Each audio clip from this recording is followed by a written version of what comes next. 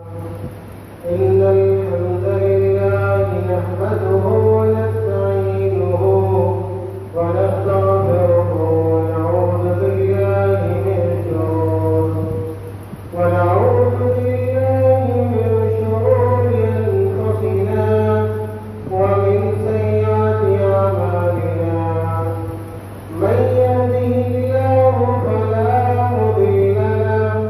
ومن يضلله فلا هادي له. وأشهد أن لا إله إلا الله وحده لا شريك له وأشهد أن محمدا عبده ورسوله. أما بعد فإن خير الحديث كتاب الله وخير الهدي هدي محمد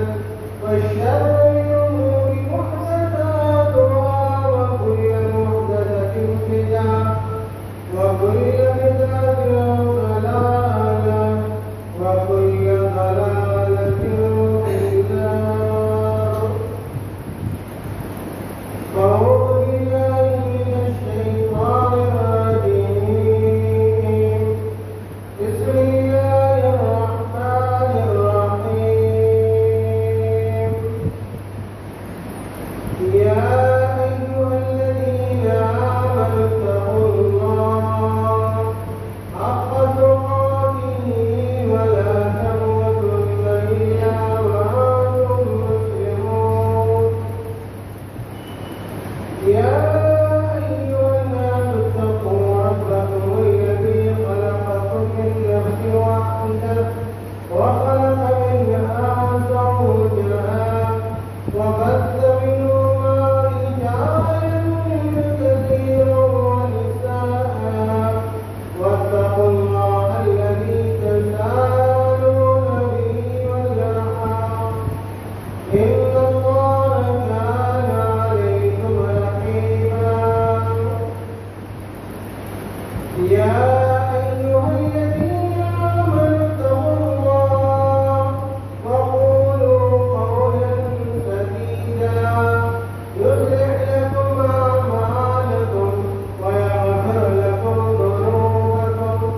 ومن يطع الله ورسوله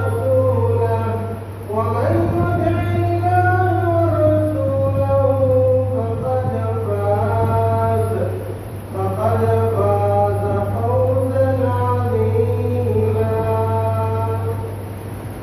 وقال تعالى في موضع آخر إن عدة الشهور عند الله 12 شهرا في كتاب الله يوم خلق السماوات والأرض منها 4 حرم ذلك الدين القيم. وقال صلى الله عليه وسلم أفضل الصيام بعد رمضان شهر الله المحرم.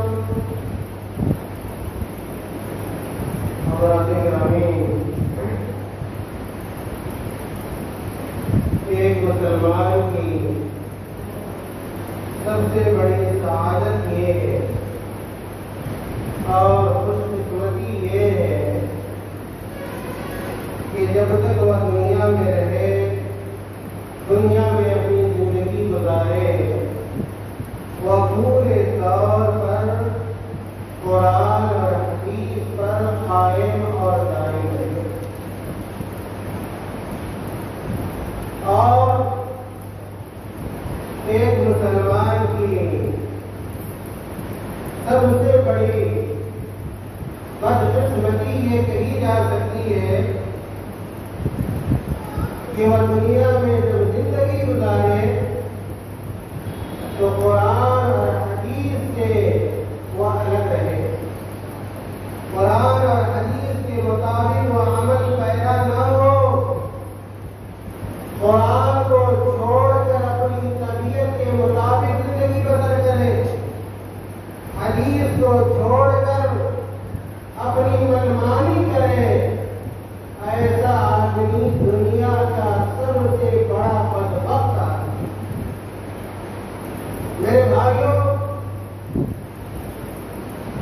اللہ کے رسول صلی اللہ علیہ وسلم نے ہمیں وہ راستہ بتلایا ہے، وہ راستہ دکھلایا ہے جس راستے پر رہ کر ہم دنیاوی کامیابی بھی حاصل کر سکتے ہیں اور اخروی کامیابی بھی حاصل کر سکتے ہیں۔ لیکن اگر ہم نے اللہ کا بتلایا ہوا راستہ چھوڑ دیا، اللہ کے رسول صلی اللہ علیہ وسلم کا دکھلایا ہوا راستہ اگر ہم نے ترک کر دیا تو یاد رکھیے کہ دنیا میں بھی ہم ناکام ہوں گے اور آخرت میں بھی ہم ناکام ہوں گے۔ آج بہت سارے ایسے لوگ ہیں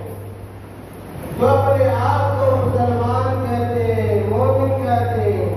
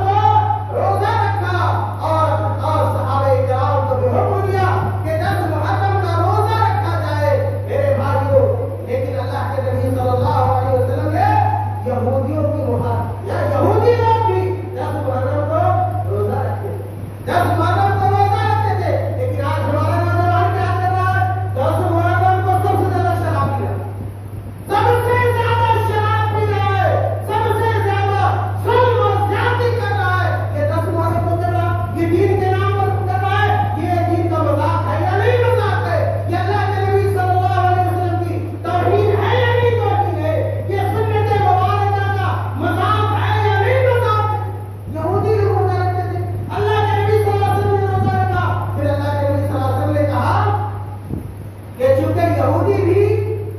جب محرم کو روزہ رکھتے ہیں اس کے بعد اللہ کے نبی صلی اللہ علیہ وسلم نے کہا کہ لئن بقیت الی قابل لأصومن من الطاعۃ، اللہ کے نبی نے کہا کہ اگر میں آئندہ سال زندہ رہا، سنیے محرم میں ہمیں کیا کرنا چاہیے؟ اللہ کے نبی نے کہا کہ اگر میں آئندہ سال زندہ رہا تو میں 9 محرم کا بھی روزہ رکھوں گا۔ میرے بھائیوں، ایک حدیث کے اندر اللہ کے نبی صلی اللہ علیہ وسلم نے کہا افضل الصیام بعد رمضان شہر اللہ محرم، یہ رمضان المبارک کے فرض روزے کے بعد اگر نفلی روزوں میں سب سے افضل روزہ، سب سے افضل روزہ اگر کوئی ہو سکتا ہے تو محرم کا روزہ ہو سکتا ہے۔ اس لیے میرے بھائیوں، ہر مسلمان کو چاہیے، ہر صاحب ایمان کو چاہیے، مردوں کو چاہیے، عورتوں کو چاہیے اور خاص طور سے نوجوانوں کو چاہیے، نوجوان جوش میں آ جائیں۔ اگر کوئی آدمی صحیح بات بتائے تو ان کا کام کھڑا ہو جائے گا، آنکھیں ٹیڑھی ہو جائیں گی، اگر ان کو اب برائی کی طرف کہو آمادہ کرو خوش ہو جائیں گے۔ نہیں، ہم لوگ سنت کا چراغ دکھانے والے لوگ ہیں، قرآن کا راستہ بتانے والے لوگ ہیں، حدیث کا راستہ بتانے والے لوگ ہیں، حقیقی کامیابی کا راستہ بتانے والے لوگ ہیں۔ آپ مانو یا نہ مانو، یہ آپ کا کام ہے، لیکن جب تک زندہ رہیں گے قرآن پر چلتے رہیں گے، حدیث پر چلتے رہیں گے، قرآن کی دعوت دیتے رہیں گے، اللہ کے رسول صلی اللہ علیہ وسلم کا پیغام زبان کے دہل بیان کرتے رہیں گے، اور اسی بات کا ہم اللہ تعالیٰ نے قرآن میں کہا قل ان صلاتی ونسکی ومحیایا ومماتی للہ رب العالمین، کہ ایک مسلمان زندہ رہتا ہے، اللہ کے لیے زندہ رہتا ہے، اور اس کی ساری زندگی میرے بھائیوں اللہ کے لیے ہوتی ہے۔ اس کا جینا بھی اللہ کے لیے، اس کا مرنا بھی اللہ کے لیے، اس کی نماز بھی اللہ کے لیے، اس کا روزہ بھی اللہ کے لیے، اس کا محرم بھی اللہ کے لیے، اس کا ذوالقعدہ بھی اللہ کے لیے، اس کا ذوالحجہ بھی اللہ کے لیے، اس کا رجب بھی اللہ کے لیے، اس کا ہر دن اللہ کے لیے، اس کی ہر بات اللہ کے لیے۔ میرے بھائیوں، تو محرم کے مہینے میں ہمیں جو کرنا ہے وہ روزہ رکھنا ہے، یہی اللہ کے نبی صلی اللہ علیہ وسلم کی سنت رہی ہے۔ میرے بھائیوں،